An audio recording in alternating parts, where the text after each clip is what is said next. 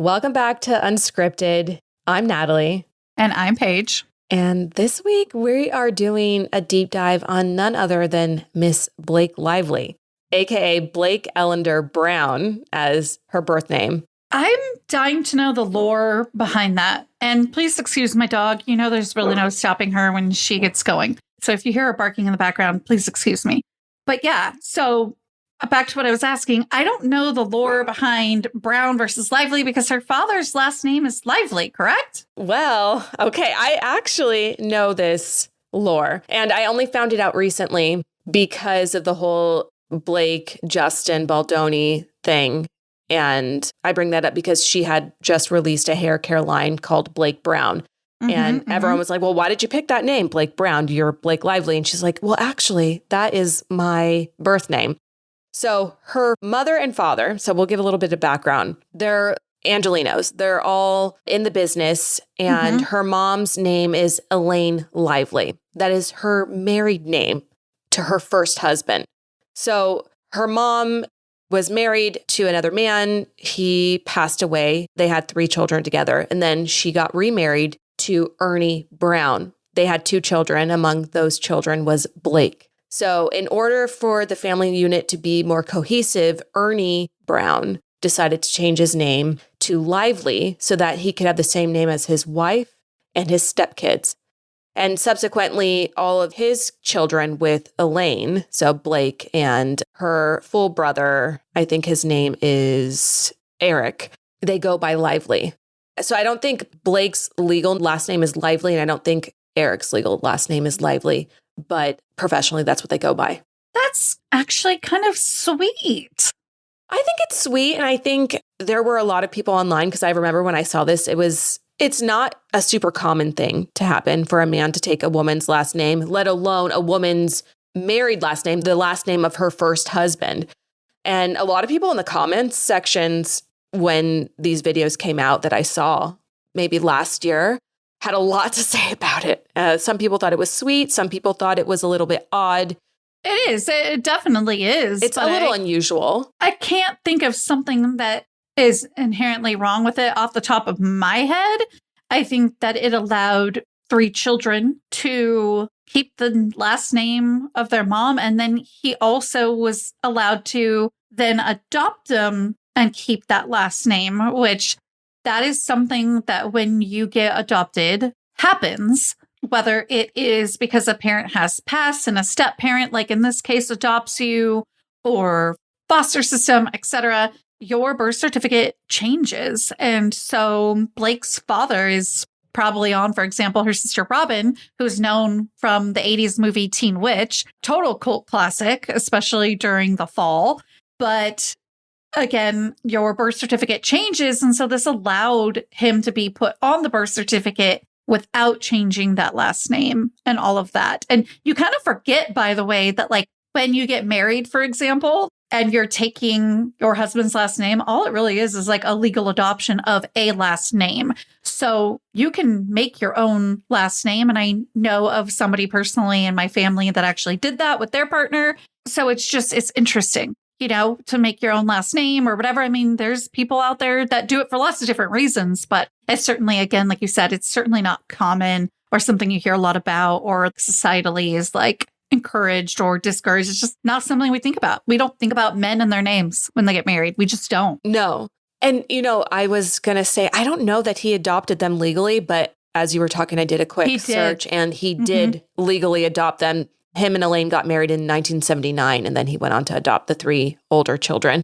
That I knew because of her siblings. I know of Robin maybe a little bit the most because she has had, you know, she's most public facing. Yeah, she has quite the acting career behind her from teenage years through, you know, adulthood.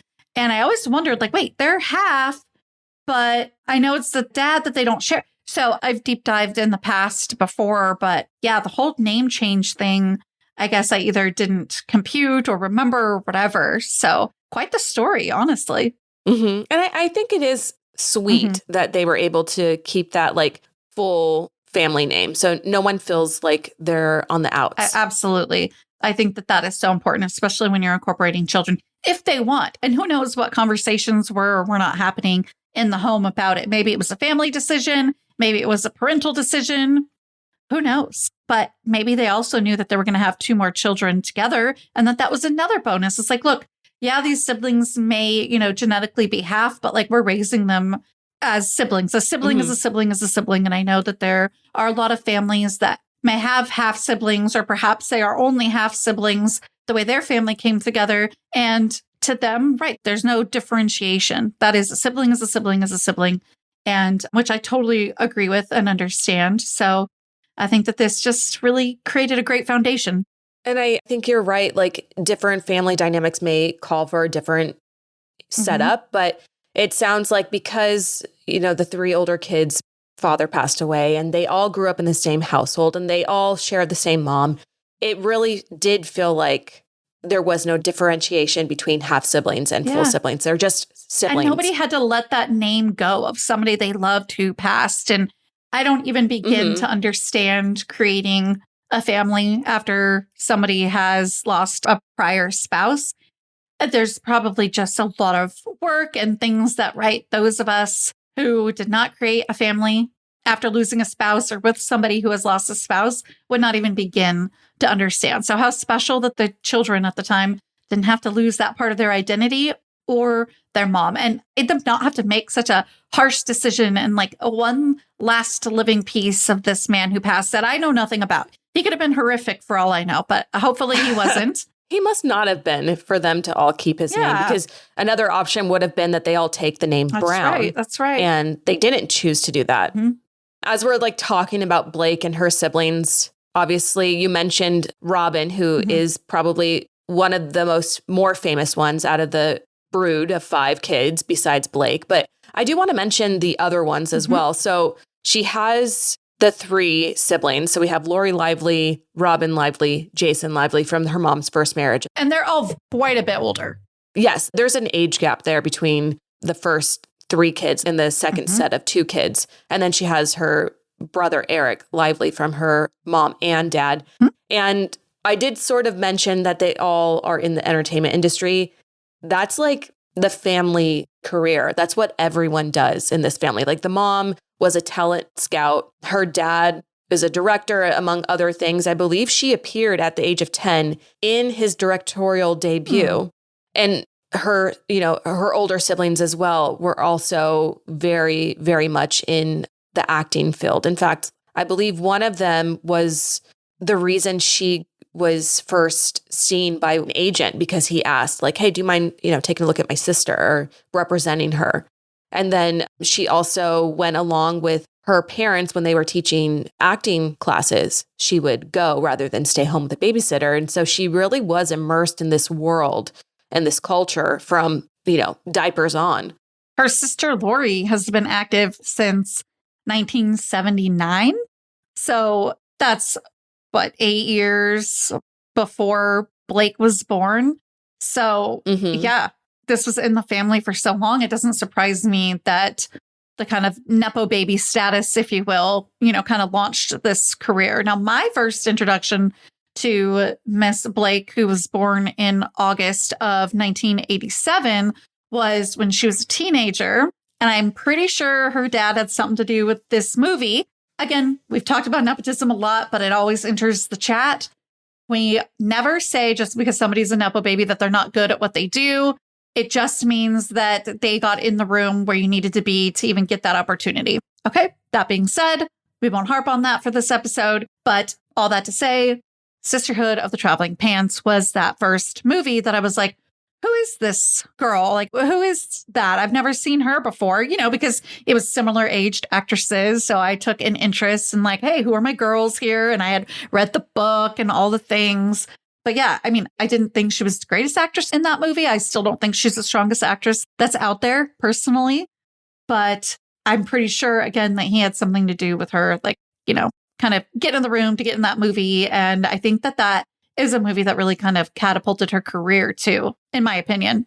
I think you're right. It was probably the first time I remember seeing her. In fact, her father is the actor who plays her father in the movie. So they were really a father-daughter duo on screen and off screen.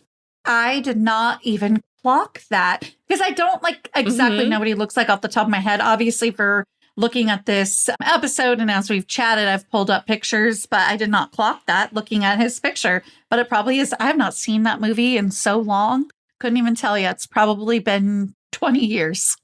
I mean, that was probably such an easy pairing for the casting director. Like, hey, these two look like they could play father and daughter because they actually are. Yeah. And that's fun. You know, and what a cool moment for them. I mean, listen, nepotism or none, that was a cool moment for them, I'm sure. There was another interesting fact about the filming of The Sisterhood of Traveling Pants is she filmed it in between her junior and senior year of high school while she was attending Burbank High School. So she was very much getting her feet wet in the entertainment industry at a young age. She didn't, wait till she graduated and was leaving school. Right. And like you said, they're Angelinos, so that probably wasn't anything rare for that high school to experience. I mean, is Burbank one of the main high schools that you think about that for the teen actors, actresses, and models? Not necessarily. There are quite a few schools that do cater to that population, but maybe they were seeking, more of that kind of normal childhood, the fact that they were in the industry, trying to kind of combat that with as bit of normalcy as possible until she was 17, 18, in between the junior and senior year, trying to finally get her feet wet before she graduates the following year. Like, I guess it, it kind of makes sense. I mean, she was born in Tarzana, which is also like an iconic neighborhood for similar families. So again, this isn't something that would have been like abnormal for sure.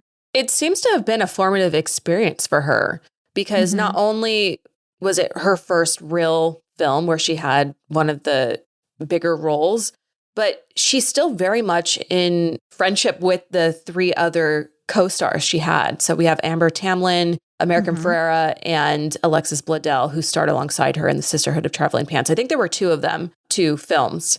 And they still, I'm looking at a photo of them from somewhat recently. They just have stuck by each other over the years. And we'll later find out that they also released a joint statement, the three other co-stars, in support of Blake when she was initially involved in this Justin Baldoni, Blake Lively lawsuit that we will later touch on.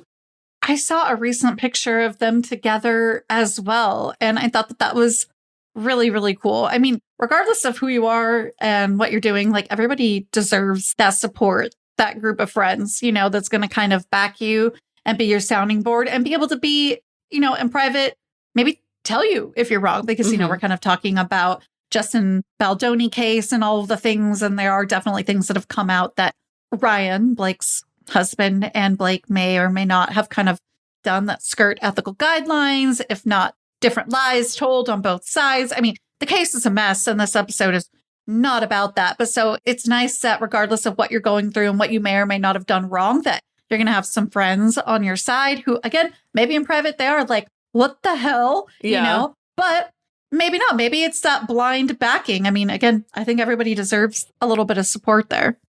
I imagine it's a little bit of both, right? Because these are probably some of her oldest friends. Even though they didn't attend high school together, they filmed during their high school years. And so that is a really important time in most people's lives because you're getting an idea of who you are as you're about to leave school and enter adulthood. And they all had this really important job, one of their first jobs for a lot of them. And so it was a bonding thing for them. And so I can imagine that's partly why they've stuck together. But it is nice too, because look, I'm not going to come out and say like, oh, this is a pro Blake podcast episode. It's not. No, we've been very disappointed in many different choices. We've been disappointed, but I wouldn't even call us fans. No, we're observers. Doesn't mean we don't. We're observers. Yeah, for sure. But we'll give her credit here. And I think it's important to acknowledge things when they're true. Is a lot of people say that she was difficult to work with when she was on Gossip Girl and she doesn't have any friends left over from that. And it's telling to me that at least she has three really, really good friends from the first movie she ever filmed, and they've stuck by her. So like that does say something, that she has been able to depend on these girls and they're still in her corner. You know what I mean? So like Yeah. I don't know. I feel like that's something that you don't see a lot. People are always discrediting her as like this horrible person, saying that she doesn't have any friends that stick by her, when clearly, we have these three. Yeah. And these three, to be honest, they're actually several years older than Blake. So they kind of have this like friend and sister role, most likely. I don't know all the inner workings, but you've got Alexis Bledel was born in 81, September of 81. So that puts her at just about 6 years older. Then America's 1984. So that puts her at like 3.5 years older than Blake. And then Amber's 83. So these girls, these three kind of older girls, similar ages, are forming this friendship, and they didn't leave the youngest one out. You know what I mean? They didn't leave this Nepo baby out. They brought her into the fold, and she held her own, and they've been lifelong friends. And that's pretty cool. But I'm sure, again, that they've got all the advice for her being a little bit older. Although I would be very curious to see those group chats between the three of them, at least, like when this was happening with Blake and she was plastered all over the gossip sites. Like, what were they saying behind closed doors about everything? Right. I guess we'll never know. What is going on? Yeah. Can we subpoena those text records? I would love to subpoena those records because I'm a nosy little bee. Insurance can feel like a secret language, full of codes, copays, and fine print that make reaching your weight loss goals harder than it needs to be. That's why Ro created a free insurance checker to help cut through the confusion.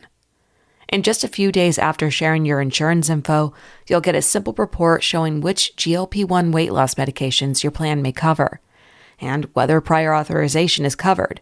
No membership needed. If you decide to move forward, Ro guides you through the next steps, including an online medical visit and any lab work if needed. From there, a Ro-affiliated healthcare provider reviews your BMI, lab results, and medical history to see if medication is right for you. The insurance checker itself is completely free, and if you qualify and choose to continue with treatment, Ro membership is $145 a month. Over 1 million people have already trusted Ro to check their coverage for free. And if you choose to become a Ro member, you'll have support throughout the entire process with on-demand access to your provider whenever questions come up. Go to ro.com/diaries for your free insurance check. That's ro.co/diaries to see if your insurance covers GLP-1s for free. Go to ro.co/safety for box warning and full safety information about GLP-1 medications. Kaylee Cuoco and Sam Claflin star in the MGM Plus original series, Vanished. When the man Alice loves disappears on a train to the south of France, every romantic memory becomes evidence. Every intimate detail, a potential threat. She thought she knew everything about him, but she may not even know his real name. 4-part thriller Vanished premieres February 1st on MGM Plus. Finding the truth is a dangerous affair. On February 13th, Crime 101 hits theaters. What is it that you do? I take high-value items and make them disappear. So you're a thief. This guy's a ghost. There's no DNA. He's in and out in seconds. Your guy's untraceable. Chris Hemsworth, Mark Ruffalo, Barry Keoghan, and Halle Berry. One crime connects them all. We're good at this. Yeah. Crime 101, directed by Bart Layton. Rated R, under 17 not admitted without parent. Only in theaters February 13th. But I love that we've entered that era, Blake's life, because we really don't know much about her life before. Like you said, there might have been something where she started getting represented around 10 years old or such, but then the teen years are entering the chat. Again, I think that they were just in search of a bit of a normal growing up hood, because they also had experience with her sister Lori and Robin entering the world, the industry, very young. What's cool today, just a little side note about Lori, is she is still a set designer, which is like one of my dream jobs for TV, film, and television. Oh my God, I think that is such a cool job. It's an awesome job. It's super stressful. Is it? Tell me. Yes. Well, okay. So I'm just like thinking back to when I worked, at least like when I worked on a soap. You have to be really careful that everything tracks. And so like at least for a soap opera, you're filming 200 plus episodes a year, which is significantly more than every other type of TV show. Mm-hmm. So you really have to be on top of your game with everything. Like if you ever went on set, you would see like, please do not touch anything. Like everything is positioned exactly for the scene to pick up, or, you know, when they return to the scene, it needs to look exactly. I feel like I don't know if I could handle that pressure, but You mean we're not going to have like a Game of Thrones with the Starbucks coffee moment? Do you remember that from like 5 years ago? Yes. Wow. On top of things are like, you know, things happen. Honestly, that infamous Starbucks scene is probably from like 6 or more years ago now. This is so crazy how fast time goes by. But yeah, it does sound, now that I'm thinking about it, like especially for a show with that many episodes a year. I mean, that's like 10 times the amount of like a normal episode, if not 20 times the amount of a normal show's episode amount is what I'm trying to say. Because you're lucky if you get 20 episodes a year out of a show. It's usually like 8 to 10 a year nowadays. Yeah, let me put it this way. You're filming nonstop. You're filming year round. So anyway, back to Blake. So Lori's got some stress in her life. And wow. Yes, back to Blake specifically. I don't know a lot about her relationship with them. I've seen pictures of her with Robin as an adult. So that's cool. She seems to be closest to Robin. At least that's who I've seen her most photographed with. Yes, unless they go to the same events, you know, because they're both like actually acting. Mm-hmm. They might just be invited. That could be it. I know I've seen them on pap walks as well. A pap walk? I love that. Robin's also married to a fellow actor, Bart Johnson, who's known for like being, I believe, one of the adults in High School Musical. And he's been very outspoken in terms of like where he stands in support of Blake with everything going on. And he's even gone to like lengths of writing not so nice comments on social media to people that are attacking Blake. So like you can tell he feels very protective over his younger sister-in-law, and he has a good relationship with her as well. And you just never know, you know, what, like, again, like I said, everyone deserves that support. And you also just never know. Like, we're getting snippets from TMZ, People Magazine, and, oh, this new document is now public record. So now we're all reading this, and it's a 2-minute TikTok about it. If you're lucky, even 2-minute TikTok about it. So it's, we're getting snippets in a very complex and complicated situation, no matter who's lied, who hasn't. I think both sides have lied about things. So, you know, you just never know. And I think part of it too is obviously, like you said, we don't know everything that's going on behind the scenes. We'll never truly know what exactly happened. And this is a person that's known her since she was a little girl. He's been married to her sister for 30 years. Like he knows Blake in a way that most will never know her. He knows her as a little girl that was his wife's sister. He knows her as a teenager. He knows her as a new mom. Like he knows her in so many different eras of her life. And I think that's probably why he felt the need to come to her defense. Shoot, even Taylor Swift basically came to her defense in an entire song. Okay, can we talk about that? Again, with the Taylor Swift, I can't help it. But yes, Canceled, which is one of your favorites from Life of a Showgirl. That whole song is basically saying like, yeah, like some people think of it as like Taylor thinks she's too cool and she doesn't care when her friends do bad things or like scandalous things. In reality, she's kind of saying that at the song front. But when you really deepen it, Taylor's talking about scars that they share. And I think that that scar is being maybe a little bit misunderstood, things surrounding you, scandals surrounding you being misinterpreted by the court of public opinion. I think that that is exactly what she's saying. However, Miss Taylor is sure careful and has not even been seen with her publicly at all, where people were guessing that there was a rift. A rift. But I think that whole thing a while ago where Blake was she was out of the country and Taylor was celebrating something. Gigi Hadid's birthday. I think it was like her 30th birthday or something. That would have been her 30th birthday was April of 2025. So, yep. And Blake was not present. And there was a reason for that. And I don't think it's because maybe that they don't support her now that we have an understanding from that song. At least it would be that sometimes they just have an understanding of when they can't be seen with each other, when something is going on, but who knows? And who knows what kind of conversations and texts have gone on since that. Plus, when it was released, there was 6 months, and Taylor does a song in like 5 seconds. So, and we are waiting to see if we'll find out what their text messages look like, because that was part of like the rift that happened, is like they were trying to suppress text messages between Taylor. But I also don't want to get too far into all of this without like explaining, everything. No, but I think that shows the strength that Blake is trying to bring to this situation, right? She's calling Taylor supposedly. This is all alleged, right? Because this happens during like depositions and stuff like that. I don't know all the proceedings, but she was like basically saying that like she has dragons, and like Taylor was basically one of those. And that was the rumor of what before Gigi Hadid's birthday, like you were saying, that they thought that maybe Taylor was like mad at. And at the end of the day, maybe Taylor had already given her support, so she doesn't care that she said that. And that's all misinterpreted. And Taylor's not mad at her. They just can't be seen publicly because all that was coming out. So they're taking a cool off in the public eye. You know what I'm saying? Like, you just never know like what is actually really happening. And again, we've both alluded to the fact that this episode isn't fully about the whole Justin Baldoni, Blake Lively, Ryan Reynolds drama. But of it all. is the elephant in the room. It's the elephant in the room because stuff is still coming out about this whole case and new events that are transpiring. The newest event is from a few days ago. It was released that Blake is now hiring a new lawyer.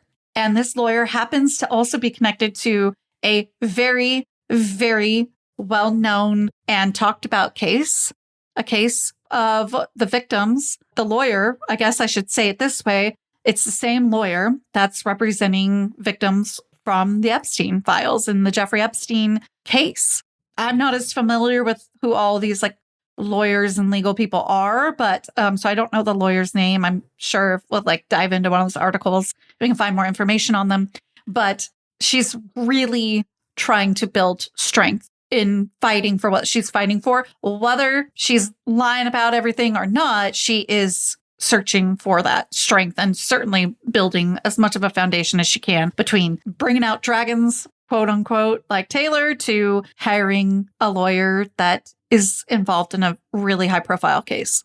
Another one of Blake's dragons that she mentioned or alluded to in that text message. Who's the other one? Is Ryan Reynolds, her husband.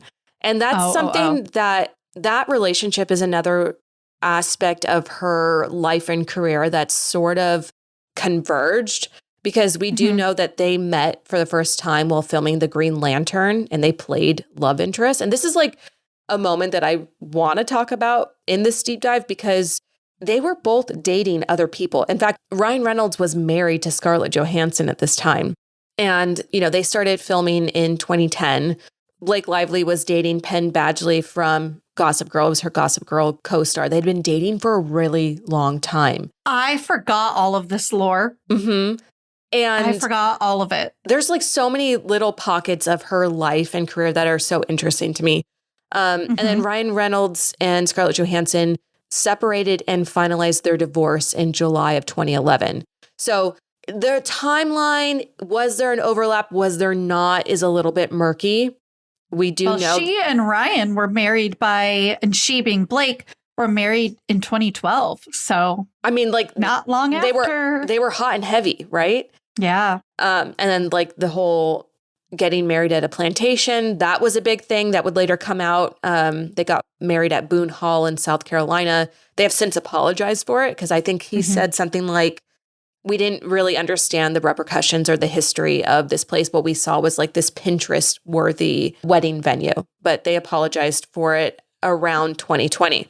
I certainly am not writing off they're wrong. I am agreeing that it is wrong and just saying that they're not the first people to have to issue an apology to do so. There's even a YouTuber I watched that not even as huge as a Ryan Reynolds or Blake Lively that people caught on, and they were like, yeah, didn't know what I was doing then. I would never do it again, and apologize. So it just has a lot to do with like the history of the land and everything. So it's just frowned upon. So good for them nope, don't need to say good for them. I am rambling and I'm going to get myself in trouble. I'm just going to stop talking because it's such a sensitive topic and I'm not trying to put my foot in anyone's mouth, including my own. So, Okay, well, then let's take that foot out of your mouth and give you a little bit more chisme, because there is something else about the whole Blake and Ryan getting together. So Ryan has talked about what their first date was like, how they came to find themselves interested in one another. And he has a quote that says that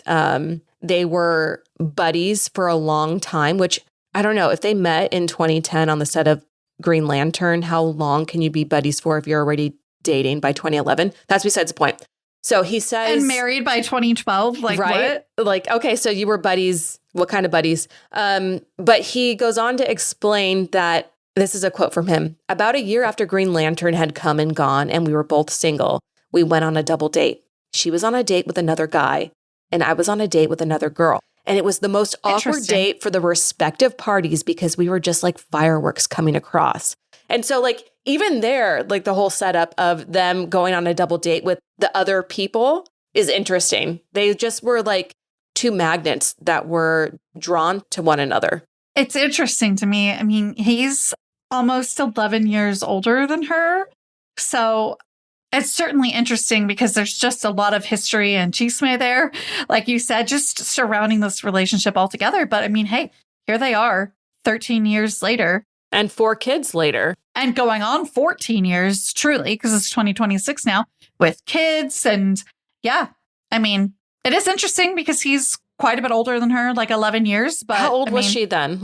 Can you do the math? In 2012, when they got married, she would have turned 25 when they got married. So she was under 25 when they got together. She was 25, maybe. He was 36 and a divorced man. Mm-hmm. Right. Interesting. It is interesting. But again, here they are together 13, 14 years later. So there has been a lot of discourse online about whether people believe the origin story that we've been fed by Blake and Ryan. But, you know, who are we to doubt what they've shared with us? I mean, we can't really authenticate it beyond and it's not really. And that goes to what I say sometimes when people are putting a story out, whether it's via a self-produced docuseries or documentary or whatever. Sometimes you just have to listen to the story that they're telling you and just enjoy what you're hearing and move on. Like at the end of the day, these aren't my friends. They're not involved in my life. I think you do want to pay attention to, you know, who you want to spend money on, you know, like whose music do you want to stream? Whose work do you want to stream media wise? I guess I should just say whose media do you want to stream and thus give them money. But again, at the end of the day, it's a face value story.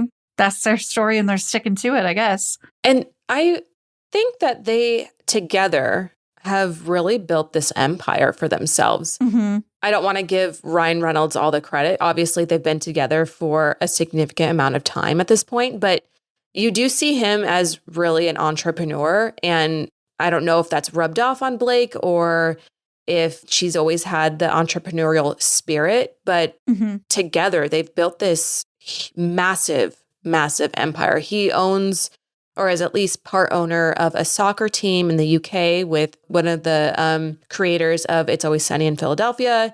He started... Well, that's where they went during the whole Gigi Hadid's birthday thing. Yes. They were, in the UK. And then he also had Aviation Gin, which I don't know if he started the brand, but he obviously bought into it, was a major shareholder, sold it for a massive amount of money. He also... Same with Mint Mobile. He sold that. Yes. And who we've worked with. Thank you, Mint Mobile, when we worked with you a while back. And Blake, in her own right, has started Betty Buzz, which is like a non-alcoholic beverage, like mixer company. And then she launched a second version of that, Betty Booze, which is alcoholic beverages. So that's 2 brands already. And then she went on to start a third brand, which we mentioned earlier, Blake Brown hair care line that's sold at Target. So they have their hands in a lot of different things, and they're not just, getting busy acting in front of the camera or, producing films. They're making money left hand over fist. I've heard mixed reviews, by the way, on the hair care line. I'm always tempted to try it just to see what the real thing is, because I think people apply their opinion of her which Yes. I do hate to say it. I don't think a lot of people have very positive opinions of her for what all of the different reasons that may be, good and bad. But yeah, most people aren't like ride or die for Blake, I guess is what I'm really trying to say. And so I do wonder if that bleeds into what they're looking at and their realism and their ability to be partial when they try the hair care line. Sorry, I'm like rambling today so badly. It has to, because I do remember when her hair care line first came out, there was a lot of buzz surrounding it because it was this new venture she had. She was promoting it throughout the It Ends With Us press tour. She also promoted all her other brands. She promoted Betty Boo's, Betty Buzz, Blake Brown. And that's when it was released in Target. And people were so turned off by Blake and her behavior, as things were resurfacing on the internet, these interviews that she had given where she was extremely rude to interviewers. And people would buy her product, find out what happened, and then return it because they didn't even want to use it. Well, you have a right to not spend your money on people you don't care for. You know what I mean? But how many of those people said, oh, I returned it because it made my hair dry? Did it really make your hair dry, or did you just not like her? You know what I mean? Right. So it makes me wonder, where the truth really is. Same. I'm like, should I try it? You should try it and report back. But I don't know. My scalp is so sensitive. So I'm always kind of careful at what I do and don't use. But regardless, I mean, what a kind of interesting and sparkly kind of life she has led. And there's so much more to live. She's not even 40 years old. So I quite enjoyed being able to kind of discuss some of the interesting, I have no other word. There's just so many different pockets, I think is what we said earlier. There's just these pockets throughout her life that are just like, whoa, wait, what? And they kind of just when you talk about her, they kind of just burst almost. It's like a gusher. I don't know. But anyways, make sure you come back next Monday for another episode of Unscripted. Tomorrow, Tuesday, you can catch our new segment, Docu-Files, where we cover documentaries, and we have you join the conversation. So if you haven't watched Brandy Hellville yet, watch that and tune in and join the conversation tomorrow. And Thursday, of course, as always, is our true crime case coverage of a case that needs your attention. You can also find us on social media. So TikTok, Instagram, even YouTube at The Murder Diaries Pod. So see you around. Bye. Insurance can feel like a secret language, full of codes, copays, and fine print that make reaching your weight loss goals harder than it needs to be. That's why Ro created a free insurance checker to help cut through the confusion.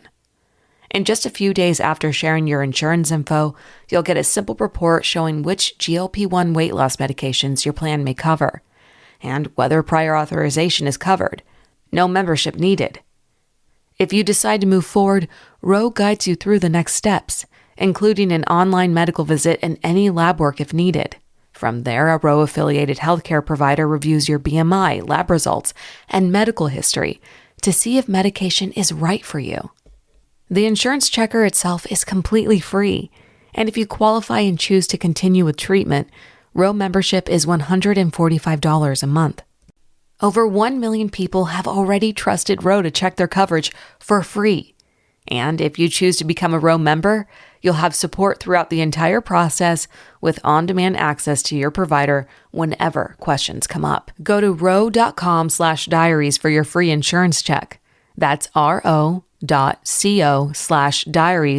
to see if your insurance covers GLP-1s for free. Go to ro.co/safety for box warning and full safety information about GLP-1 medications.